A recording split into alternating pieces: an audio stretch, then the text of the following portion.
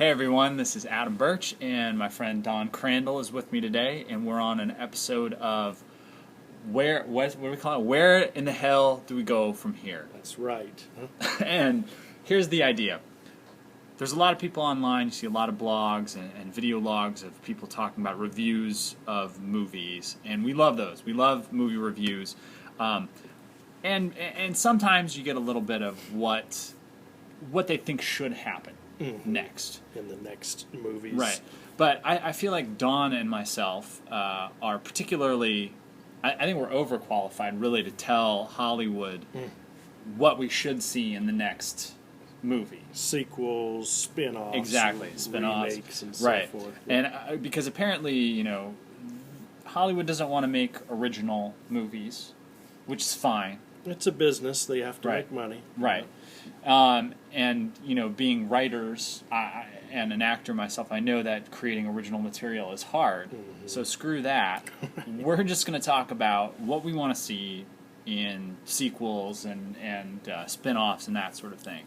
Yeah. Adaptations of popular fanboy material. Exactly. Right? I mean, not unlike some other, fanboy reviews and that sort of thing out there, but we're really going to talk about this is what they should do. Mm-hmm. And I think if the studios listen to us, they'll have box office gold on their hands. There you go. We won't see a plunge into the dark ages when just sort of medium budget movies are made. That won't happen if they listen to us. If they do. So today we're talking about Man of Steel and then a possible Justice League movie spinning off of Man of Steel or The Dark Knight. Right. So we're not here to complain about what we liked or what we didn't like about Man of Steel and how many people died and so forth. You've seen that. And the endless buildings falling and you've seen that. Guys crashing into each other and Superman killing. Right. Because those are all the same online. Everyone seems to have the same complaints. Superman should not kill. And some people think, he was justified in killing. So whatever. We're going to skip that. We're going to go right to what do we want to see. So what do we want to see from Man of Steel 2, Don? Man of Steel 2? Yeah, what do you want to see? Pitch me what you would make. Okay. Well, first of all, we'll go back to Man of Steel 2 in a moment, but I would rather they just skip Man of Steel 2 and go into the Justice League. So you would go straight. You wouldn't do a Man of Steel 2. You'd go straight to Justice League. Yeah, they were talking about kind of doing reverse what the Avengers and Marvel did, where they would do a Justice League movie first, and then, depending on which characters were popular out of that, they would get their solo films. I totally agree with that. I mean, I think Marvel has already staked out the claim first, and excellent model. Let's make each one of these characters their movies, and then the Avengers the big movie. But I'll tell you that I think the mistake in that for DC is Marvel's already done it. Right. And every time I went to go see one of those movies, all I thought was like, Captain America's good, but I really want to see the Avengers movie. That's what I really want. Thor, it was okay, And I also think that the DC movies, if you spun off with like a Flash and a Green Lantern right away, like we saw how well the Green Lantern movie did, right? You run the risk of having those individual movies fail and then stymieing the whole the big picture thing, and then we don't get to see it at all. Right. So, the Green Lantern, they can't seem to, they just can't seem to do anything other than Superman and Batman and do it well and make money. Jonah Hex and Green Lantern and Catwoman. Jonah Hex. So let's just cut, that, my opinion is let's cut right to it. Justice League. So here's a question then. Dark Knight Batman? Is it Dark Knight? Do you want Dark Knight Batman? Nolan Batman? I mean, Christian Bale has just come out and said, nope, no more Batman for me, not doing it anymore. Right. I honestly would not mind Joseph Gordon-Levitt doing it, especially since if it's a Justice League movie, it's you don't have to spend as much time with Batman. You can just jump right in, and he's got the suit on, and he's Batman. He doesn't need to be Bruce Wayne and be the billionaire. So we just see him as Batman, and we don't ever see him in his civilian identity. No, but you don't need to do a Batman storyline. It's a Justice League storyline. I wouldn't mind seeing him. I wouldn't mind also doing something which is a little more kid friendly this time. Maybe a happy medium between Tim Burton's 2 films and Nolan's films, somewhere right in the middle there. Well, here's where I'm going to disagree with you. I think the Batman we see is Bruce Wayne. Okay. I think it is the Dark Knight Batman, Okay. just not Christian Bale. It's I i.e. everything in the Dark Knight has happened, but instead of it being sort of this closed-ended thing, it's Batman. That's we see Batman, we see Bruce Wayne, we know it's Bruce Wayne. Okay. They can get a different actor. It's still in that same sort of very real-world feeling that we've established from like the Nolan verse, and it's Batman. We don't we don't need to worry about what happened at the end of the third movie. It's him, and I think. I get what you're saying with a sort of lighter tone, because that seems to be one of the things that people are kind of negatively reacting to, especially with Man of Steel, because Superman's such a bright character. I think the tone you shoot for is the Nolan-esque verse, but using the animated series Justice League as a sort of model. That takes place in the real world. It's still kid-friendly enough, right? But it doesn't need to be cutesy in any way. They should just I mean? let Bruce Timm and his team produce live-action movies. They really should. I think they would do a great job. But here, say we're producing it. What are we going to do? I think we keep it in the same universe as Man of Steel and Dark Knight. Those movies have been successful now, whether you like it or not, and you bring it in. It's the antithesis of what the Marvel Universe is. I mean, the Marvel Universe is kind of light and poppy. It's fun, and which is great. But DC has an opportunity, oddly enough, to be the real world sort of, I guess, yeah. Of the superhero genre. So keep it in the real world. That doesn't mean don't have fun, at all. Right. But you can still have some humor and interplay between the characters and that sort of thing, but keep it as adult as possible without going adult. Right. That's fine. So okay. Well, the other idea is to do. See, I know we need to get back to the Man of Steel 2, and we will in a moment. But I'd like something else next. If there's not a Justice League movie, a Batman and Superman team up, or Batman versus Superman. So we want to team up. Yeah, that's what we want. I think the best way to reintroduce Batman is through a Justice League or a team up with Superman. I agree. That's the way to introduce it's kind of all like, the other characters. Kind of like with the Star Treks. Kirk is in there with Picard, and it's sort of the training wheels, and Leonard Nimoy is in there with this new cast for J.J. Abrams' movie. But anyways, Batman and Superman or Justice League. So you're saying that I want to see that more than Man of Steel 2. Henry Cavill would be the William Shatner of the Justice League. That's a weird comparison. He gets top billing. Henry Cavill will need a girdle to hold in his muscles as opposed to girth, I suppose. Right. Let's talk plot then. I mean, that's what we're here to do. We're going to pitch Man of Steel 2? Let's do Justice League first, because we decided we want to team up. So, do you have a Batman Superman idea? Basically, I got to plug Bruce Timm. His world's finest 3-part arc in the Superman animated series, where the Joker captures that dragon of kryptonite and is gonna and wants Lex Luthor to pay him to kill. Right. Well, just what they did with Superman, Lois Lane, and Batman. Lois Lane has a crush on Bruce Wayne and Superman. Right. How they're at odds. But doesn't like Batman and doesn't like Clark Kent. No one ever did it better than that. I love that. Use that as your template for a Superman and Batman first pairing. I think that's an excellent template, although, obviously they can't just copy it. But I think what you do is kind of similar to what my Man of Steel 2 idea would be, is that... Here we go, Man of Steel 2. But here's what I would do. Superman, Batman, right?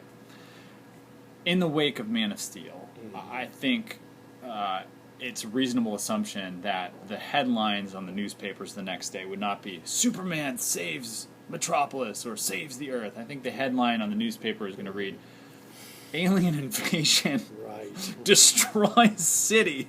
I think that's what the headline is. And Superman is now a divisive kind of character amongst at least the human populace. There's those that kind of witnessed him stopping General Zod from killing them, and those are the people who want Superman and believe that he's a good person. But I think there's got to be a strong contingent in the government as well as the populace that this guy's a threat. He could flick us with his littlest baby finger, and and we would just explode. The Earth would crumble into a million pieces. Right. So I think to that end, what the government does is they have maybe some various shadow factions or something, and they start contracting with folks like LexCorp and folks like Star Labs and Wayne Enterprises, and you have those things. Right. And to that end, they are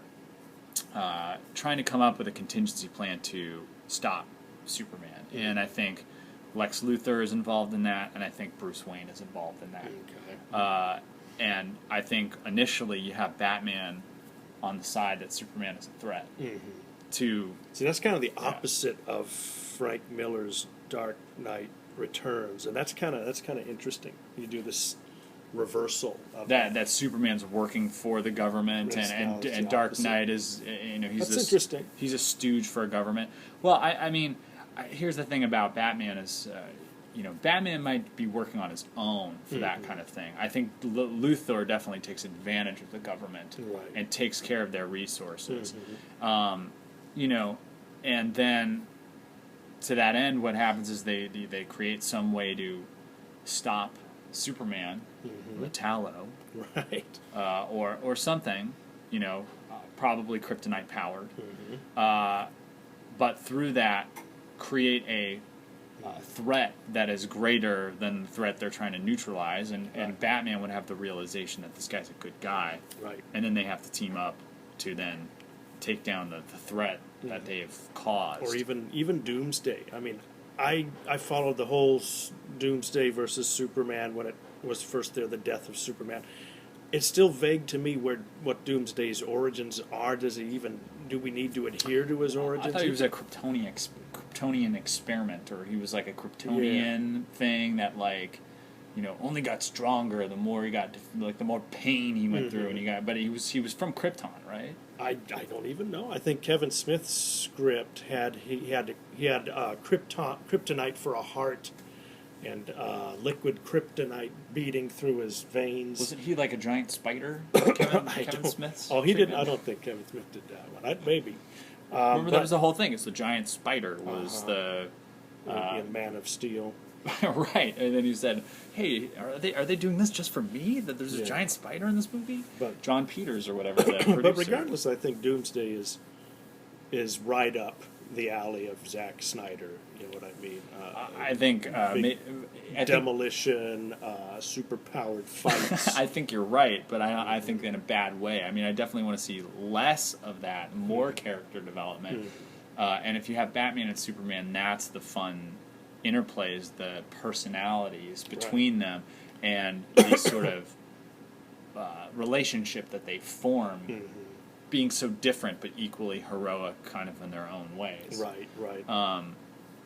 But here's what I would do for a Justice League movie, because here's my pitch, because a Justice League movie, I think it's pretty obvious what most people want to see, and I think Warner Brothers could do the obvious, which is you rip off the Avengers, and instead of Loki being the alien invasion, and here's the tricky part, is that the good thing about the Marvel structure of how they've done stuff, introducing characters before then having the big team up, is that you would have Lex Luthor you know, getting arms from like Darkseid intergalactically, and then of course, you know, the heroes are first at odds with each other, and then they have to team up, and Darkseid invades, and you know, they're running all over the city, just like in the Avengers. That would be the no-brainer sort of way to do things. But here's my pitch, which I think is a slightly different, slightly unique idea. Is that you start the movie, and you have Aquaman reveal himself as, there's this kingdom under the sea that we didn't know about, and he starts attacking people, attacking humans, which would bring like Wonder Woman out of hiding, because if she's on some remote island, Amazonian Paradise Island, Themyscira, it would bring her out because it's you know, interfering with her people. She has to, you know, go to the UN or whatever. Superman would obviously come out of the woodwork to stop that kind of stuff. Right. And then, of course, Batman would be involved. And I think you still have that tension between Superman and the military and the government or whatever. Right. But they need him now that Aquaman is attacking and, you know, hitting the East Coast with tidal waves and that sort of thing. But Aquaman isn't the big baddie. What you realize is that somehow, in the attempts again to stop Superman or, you know, mitigate any damage or defenselessness that the Earth would have against an extraterrestrial invasion, what they've done is they've awoken something deep within the Earth, like kind of the Pacific Rim route. Oh, right. And that's what Aquaman's rebelling against, you know. And then you have these monsters come up out of the ground, and the Justice League needs to team up to take out these big ass monsters. Right. Well, you want to see Superman fighting a big monster at some point, or a robot or something. Right. You know? Right. And I mean, you want to see them all kind of do. And like I think I said to you, it was similar to what comic did they? The Final Frontier. Or was it New Frontier? New Frontier. Justice League New Frontier. The Darwin Cook classic book. Right. So that they team up to take out the monster, and then I think. A little bit of Watchmen in there with like the giant squid thing. But then also, you know, you play the trope of humans are doing something horrible to the planet. It's our own machinations that are destroying our environment, and that we're, you know, everybody's looking out, the aliens invading us, but it's not really anything that's outside of us. It's like we're causing the problem. Right. And, you know, now the superheroes, which should be the best of us, needs to fight that creature. And then what I think you do is you save Darkseid for movie 2 or whatever, and you have it begin with like Darkseid has destroyed the Martians. He was maybe also integral to destroying Krypton or supplying the Kryptonians with the tech to you know, destroy their own planet. You can even find out that the tech in this movie that is digging in the Earth is somehow fourth world created, something like that. And then you could even have Orion and Martian Manhunter come in. But I think the other thing is you go with a lineup from the animated series. So I think you know, you skip Hal Jordan, Green Lantern, and you have let's get some ethnic diversity in there, and you go the Jon Stewart route. Okay. And you could even have Cyborg would be sort of my diverse character. I think Jeff Johns is doing that in the comics now. That was good. Toys and so forth now, yeah. Right. But I think you go the animated series kind of team, and I think what you do also to differentiate yourself from Marvel, and this is something that doesn't happen in the comic book versions of Justice League, but you have those characters have relationships with each other. I mean, Wonder Woman is a hot lady, and she's not with anybody from the Justice League at all. Steve Trevor? Fine, make Steve Trevor like what he is in the comic book. He's a liaison between the Justice League and... But you have those romantic relationships. I mean, I think that was one thing that Avengers was kind of lacking. And they kind of threw it in there a little bit with Black Widow and Hawkeye. Oh, right. You know, but have some of these characters have relationships. That's what has always worked in Marvel that hasn't worked in DC. But the Marvel hasn't done it for the movies at all. That these characters like live together and they are friends, you know, and they have relationships. We with might others. see that in Man of Steel too. You know what I mean? Because spoiler alert. Mm-hmm. Spoiler alert. Yes. Okay. Well, Lois Lane knows Superman's identity, Mm-hmm. and you know, maybe the next. Are we going to talk about Man of Steel too? Just We can talk for a Man of little Steel bit? too. Yeah. Okay.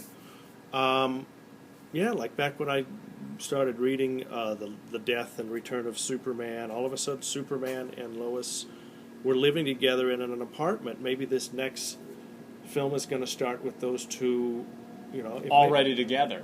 Maybe she's dating Clark Kent, not Superman, and they're together. And it's like the Lois and Clark show. You know, she's dating Clark, and it's fine. See, I think you tease that out. I think what happens is you think at the end of this movie they're going to have a relationship together. Right. But Clark keeps his distance because the government's still after him. They still want to know who Superman is. He's still a little mistrustful in the sense that he knows that not everybody accepts him, and he's trying to protect Lois from that. And she's wanting to get closer. And, you know, when she's put in danger halfway through the movie or whatever, Superman says, I can't do this anymore. We can't even have a relationship because it puts you at risk. It puts you in danger. Right. Only then to have at the end of the movie him realize life's too short, you know, she's the only one who understands him, then they get together. Right. There was some of that in the Dark Knight movie, right, where his girlfriend... Right, Rachel. Yeah, Gyllenhaal was... or Katie Holmes. Katie Holmes in the first one, and Maggie Gyllenhaal in the second one. Right, where they dealt very, very strongly with that. It kind of only been hinted in other superhero live-action films, but they really dealt with the dangers of the superhero having a girlfriend and the villain knowing about it. Right, and she gets killed. Right. She dies. But, which is awesome. Right. It's awesome. Partly because that character started to become so... Oh, no. Bruce, don't make me your one... Okay, shut up. So you're saying that we've seen that before, so then maybe they'll do it again kind of thing? Yeah, probably. Well, and I mean, I guess, you know, you could do with, like, the animated series, you have Hawkgirl and Green Lantern have kind of a relationship. Oh, yeah. Yeah, if they even do them. Maybe they should just forget Green Lantern altogether for at least one film and decide what they're going to do. I personally wouldn't have a problem with Ryan Reynolds coming back. I actually kind of liked him in the role, but the rest of the film was very cartoony, and the villain was really weak. But I thought Ryan Reynolds was fine. If he's just back in a supporting role, kind of like Hawkeye or Black Widow was in the Avengers, I'd be fine with that. Don't get me wrong, I have no problem with Ryan Reynolds either, although the movie was crappy. And partly because, you know, they tried to go this sort of fun, cartoony route, but it was too goofy. And it was it was not written very well. I don't have a problem with Ryan Reynolds either. I kind of sit there and We're talking about Justice League again. Yes, we are. This talk was very structured. It started out very structured, but you look at the team with Hal Jordan on it, or Kyle Rayner for that matter, whom I like a lot. Kyle Rayner is my personal favorite Green Lantern. And it's a bunch of white dudes. You know what I mean? Like, you have a pretty vanilla team, and then you go, you're one ethnic or diversity person. And I mean, I'm not that everything has to have diversity or not, but I think it adds to it. But then you have like Martian Manhunter, you know, voiced by Carl Lumbly. You know, it's there like clearly an African American voice. But you make that the one diverse person, it's like an alien with either who's totally CG'd or a bunch of makeup or something. Right. So yeah, I like to have a little more. You know, I think you can cast Hawkgirl. You could cast someone who's Latina or Asian or you know what I mean. You could go anywhere. I think the voice actress was Latina. Was she? I think so. Yeah. Look it up. Interesting. Good move. Once again. She had an accent. They made her a redhead, right? Because remember in the second season she would take her mask off and she never wore it again. She was a redhead. Okay. Okay. Point being is, I think you have some leeway with those characters. I mean, even Kyle Rayner, because they've said he's like Hispanic or part Hispanic. Whereas it's harder with a character like Wonder Woman, where she's very clearly visually established as a Caucasian person. Right. I think people would be a lot more upset if you changed Like that cast person. Beyonce as Wonder Woman. Which would be fine. Which would be actually not a bad casting if you're going Right. to go. I had heard that there was some rumor a few years ago. Oh, really? Yeah, but I don't know. Beyonce as Wonder Woman? Wonder Woman. All right. Well, I kind of gave my pitch. I mean, do you have a story pitch for, like, Man of Steel 2 then? Not much. I just think that I wouldn't be surprised at all if Supergirl, Kara, however you pronounce Kara it, Zor-El. is going to show up, because apparently they hint at it with the original 20,000-year-old ship that's there and an empty cryo tube. Right. You have to read the prequel comic in order to understand that, because otherwise it seems like a terrible plot hole. Right. You go.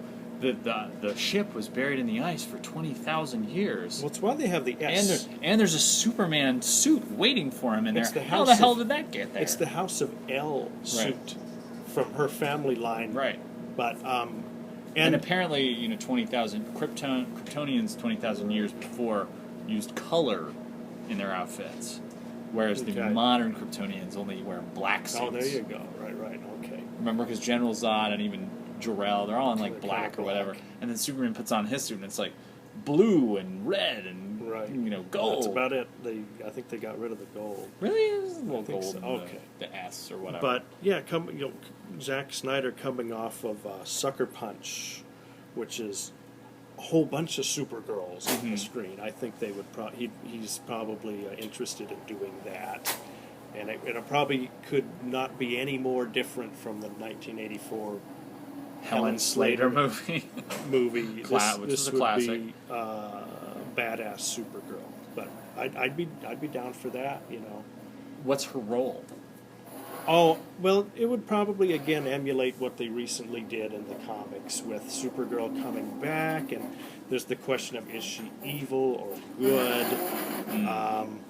She's confused. She doesn't know whose side she should be on. Sorry about that. But anyways, yeah, that's so she comes out as sort of a villain at first, where he has to kind of stop her. That was in the comics, and then they adapted it in the Superman Batman the direct-to-video movie. Apocalypse. That's what it was. Right. I've read that story. Michael Turner drew it. The late Michael Turner, who was a fantastic artist. Right. Yeah, I could see that. I'm just sort of thinking, I mean, here's my pitch for Man of Steel 2, and I mean, it's probably not too different from what I've already said. So, government contracts Lex Luthor to take down Superman. Lex Luthor creates Metallo, powered by kryptonite. That was your Batman and Superman. See, I'm Batman could either just be in recycling this the ideas. or not Right. in this. This is gold matter. either way, with or without Batman. But he creates Metallo. Superman defeats Metallo, even with the kryptonite. Okay. But Brainiac is drawn either by something that happened in the last movie, the previous movie with Superman and Zod, or something that's happening now with the fight with Metallo. And he makes contact with Luthor and says, I can give you the technology to upgrade Metallo so that he can beat Superman. And it works. And Luthor redesigns Metallo according to Brainiac's specifications. Metallo kicks Superman's butt, but in the meantime, Brainiac has now been given access to all the government computers, and he's now hacked the worldwide net, and he's going to assimilate the Earth. Right. Luthor realizes this too late, and that now he needs to actually revive Superman to team up with him to help take out Brainiac. And then you can get Luthor in the suit, in the kryptonite-powered suit. His big green and purple suit. And he and Superman actually team up to take out Brainiac. Right. And of course, Luthor tries to betray him at the end, but Superman's too smart for that. And then meanwhile, your B story is the Lois Lane love story of you can't get too close to me and all that stuff. So you have that running, parallel to your A storyline, which is the villain storyline. Right. I mean, I think that sounds good. I would probably rather have Doomsday instead of Metallo. I don't know. I think Doomsday might be the more popular villain. Really? I think he's the more physically he's more interesting to look at. I think here's what I was going for: a kryptonite sort of centric movie with the kryptonite powering Metallo, and then that technology, then Luthor taking it and making the Iron Man kryptonite powered suit from that. That's where I was going with it, and the only reason I was sort of not thinking about Doomsday other than that he's just sort of a mindless monster is that he's so connected to the death of Superman's storyline. Right. And, I mean, you could do it. They did it in that cartoon, the Superman, what was it called when he died? Was it Doomsday? Yeah, they direct-to-video Superman Doomsday. Right. He dies. Loosely based on the death and return of Superman comics. He dies and comes back and fights his own clone. That's pretty loose. Right. That's pretty loosely based. Very loose, yeah. But he's so connected to the, and if these guys watch or read comics or have any thing with the comic source material, I mean, that was one thing I really liked about the Dark Knight Rises. They sort of combined No Man's Land with Nightfall. But I liked, I liked having Bane going, what broke first, your soul or your body? Okay. And then, crunching him over his knee. I kind of like that they, these guys actually kind of read the comics and know what's going on. That's. I think that's integral. I think you've hit the nail on the head, is that they should loosely adapt very specific comic book arcs, be it Batman Year One or Dark Knight Returns. Wasn't Batman Begins kind of Batman Year One with the man who fell? Yeah, and Nightfall for sure in the Dark Knight Rises. Right. Dark Knight Rises.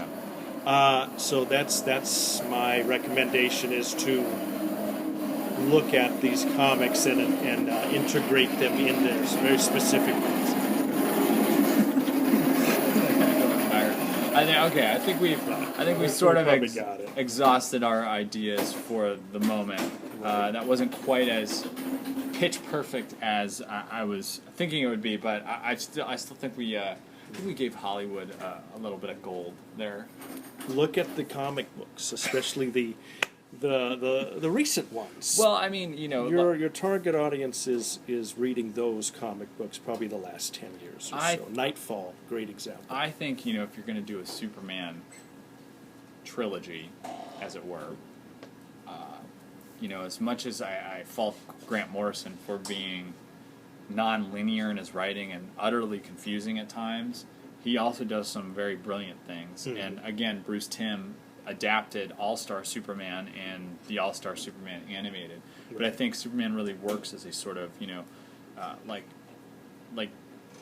we've gone to the nth degree with this Jesus parallel already now with Superman. Jesus doesn't work as a sort of episodic hero. He works as a monomyth in terms of the story structure of his life, just as Superman does, because he's godlike. Right. And so you have Superman at the end of All-Star Superman sacrificing himself to save the sun, Earth's sun. Mm-hmm. And then he's living inside the sun, protecting us and watching over us for the eons or whatever. Right. And that Grant Morrison really did that with the solar sort of symbolism and sun deity, Apollo, and looking at all those kinds of characters from mythology. Right.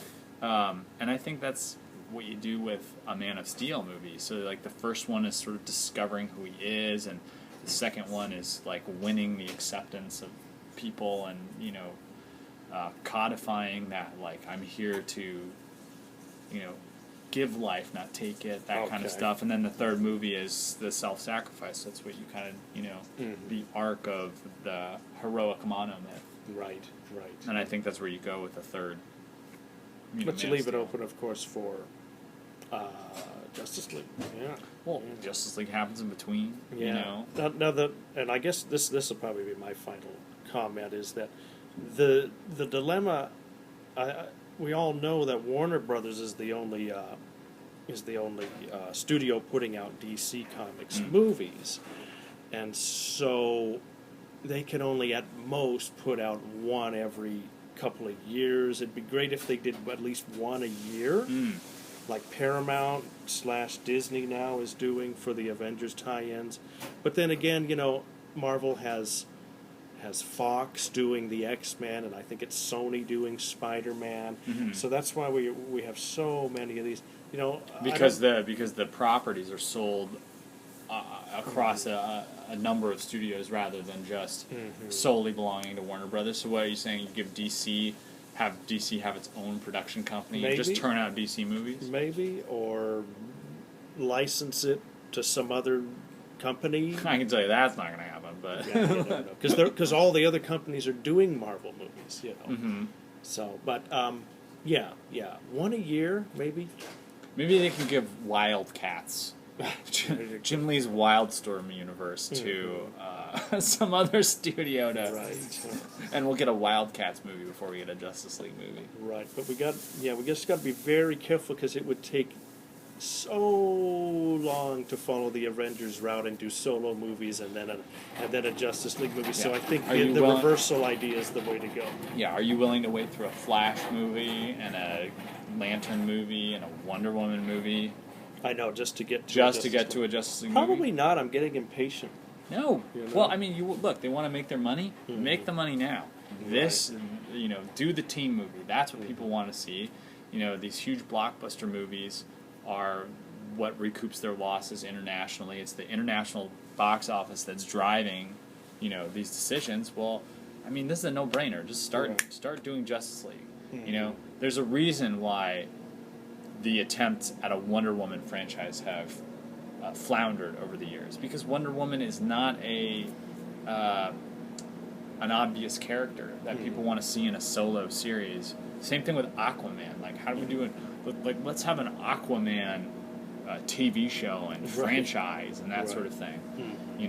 I mean, I guess Green Arrow is doing well. Oh, the Arrow show! I've never seen it. Yeah. I've never seen it either. And we're fans of that stuff. I've never seen it. Like, I know, I've never seen it. There's a Green Arrow TV show. Yeah, the dude, he's like, you see the posters. He's shirtless and he's like really hot. Okay, I haven't watched it at all. But but that's I think these two fans would rather see a Justice League movie next than a Man of Steel 2. We'll still see it regardless, because it's going to happen anyway. But that's just. Well, and I think that's what they're banking on. Though. It's like, we'll see it anyway because we're fans. We'll see it anyway. That should be like, on the poster it should say, you'll see it regardless. You know what I mean? This movie could suck. You'll still see it. That's right. But that's what I'm saying, is that there's certain things that I wouldn't see. Like, I didn't see Green Lantern. I love Green Lantern. I did not see that movie in the theater because they said it stunk. I was okay with it, but. And what do you think about Lone Ranger in the opening this weekend? Oh, I'm going to go see that. Are you going to go see it? In a couple of days. It tanked. It tanked? Its opening weekend did not as well as it expected. Right. It got kind of.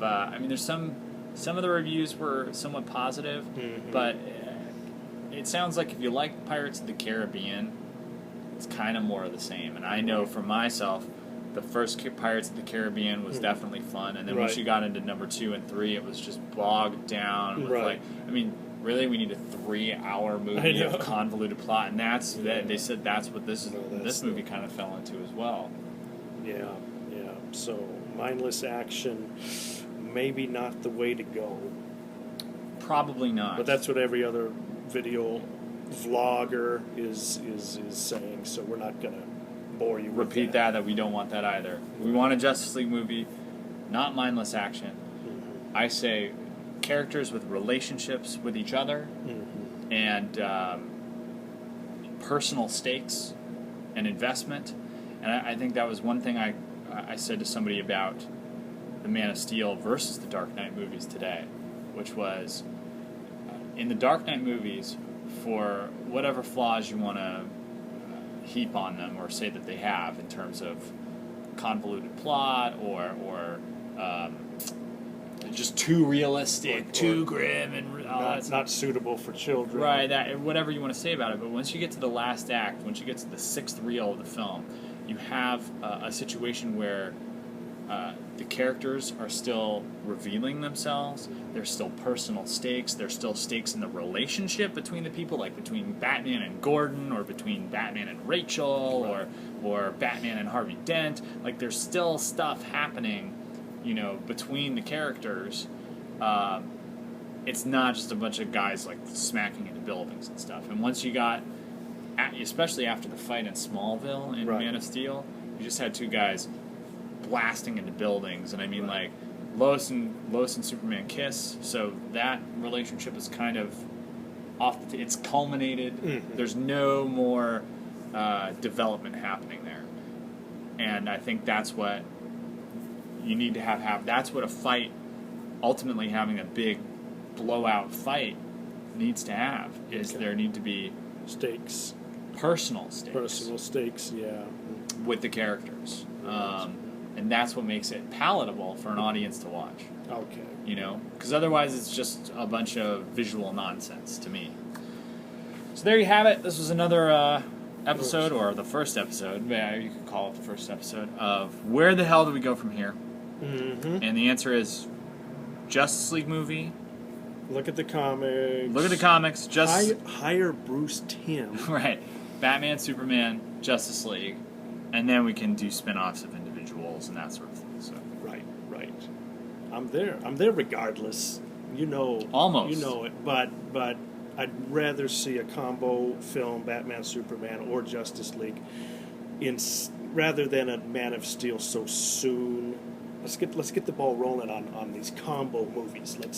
Let's get up there with what Marvel's doing so successfully. Let's do it. Let's do it. All right, see so it. let's go out. Let's go out and make those movies. Make those movies, Warner Brothers. There you go. All right.